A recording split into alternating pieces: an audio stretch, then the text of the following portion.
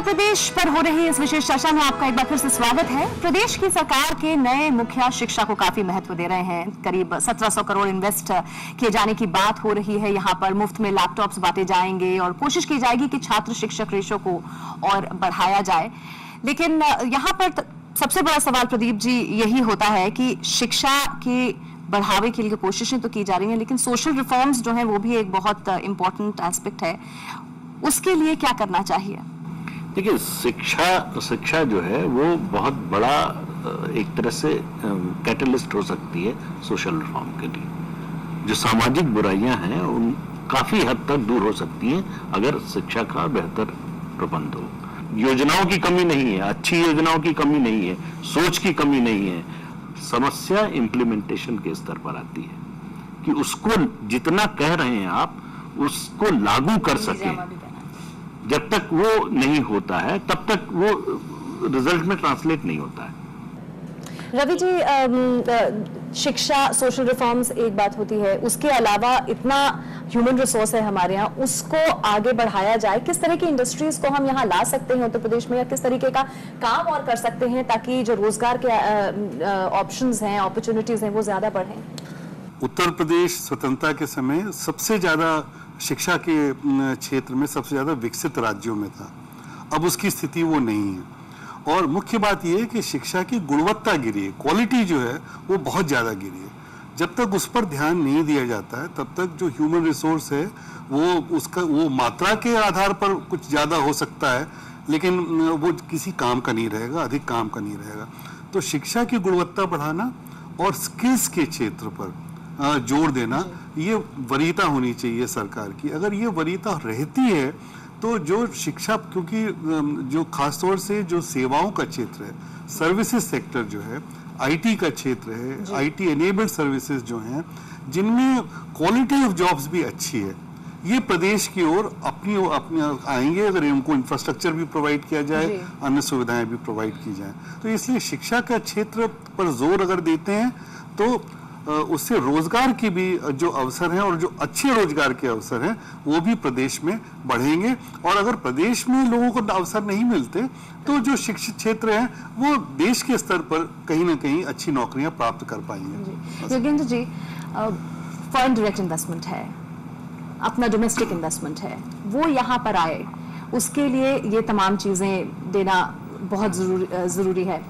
लेकिन जैसा कि हमने पहले भी कहा कि बहुत काम हुआ भी है, तो क्या जैसे हम डिस्कस कर रहे थे रीब्रांडिंग की जरूरत है या कुछ और ऐसा करने की जरूरत है कि लोगों तक ये बात पहुंचे कि भाई उत्तर प्रदेश में आए, यहाँ इन्वेस्ट करें, और भी बहुत कुछ आपको ऑफर किया जा सकता है? देखिए, जहाँ तक आंकड़े की बात है, अभी जो 12th 5-year प्लान जब इनका तैयार हुआ उत्तर प्रदेश का, तो मैं उन आंकड़ों का अध्ययन कर रहा था।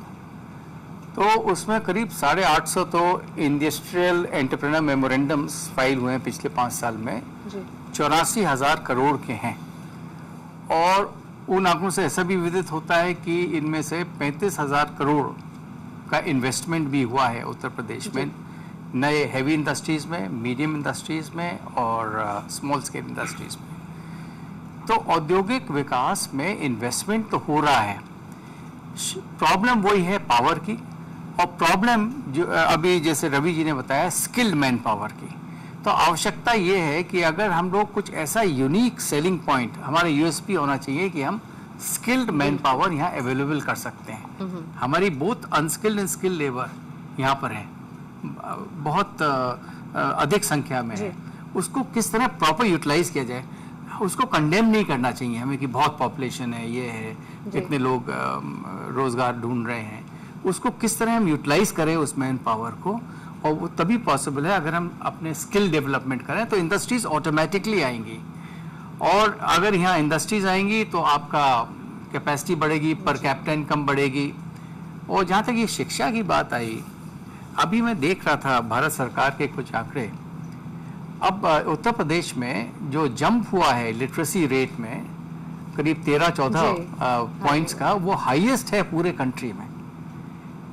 इसलिए लिटरेसी पर काफ़ी जोर दिया जा रहा है उत्तर प्रदेश में। अरोड़ा साहब, चलते चलते मैं आपसे एक सवाल पूछना चाहूंगी। सुपरटेक ग्रुप जो है वो काफी काम कर रहा है, पर उत्तर प्रदेश के छोटे शहर जो हैं वहां तक आप लोगों के पहुंचने की या योजनाएं शुरू करने की कोई आगे की स्कीम्स हैं?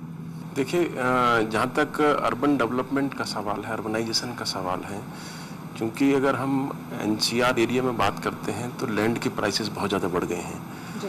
तो डेफिनेटली हमको अर्बन डेवलपमेंट के लिए थोड़ा सा बाहर निकलना होगा, टायर 2 सिटीज़ में जाना होगा।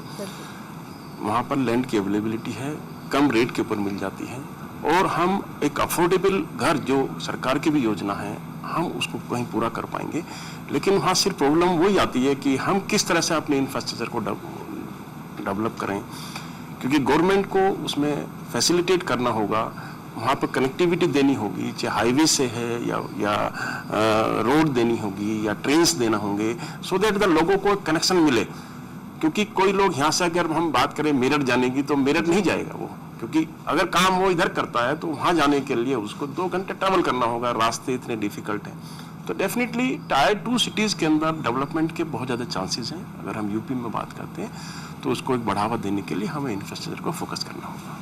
तो समस्याएं यहाँ हमने उठाई, लेकिन समाधान भी देखे। जरूरी है हालात से समझौता किए बगैर इन समस्याओं से निपटने की कोशिशें की जाएं। उत्तर प्रदेश ने न सिर्फ समस्याएं दूर करने की ठानी है, बल्कि उन्नति की राह में और मजबूत मुकाम हासिल करने की भी कोशिश हो रही है। आपने हमारे लिए समय निकाला, इसके लिए बहुत बहुत शुक्रिया।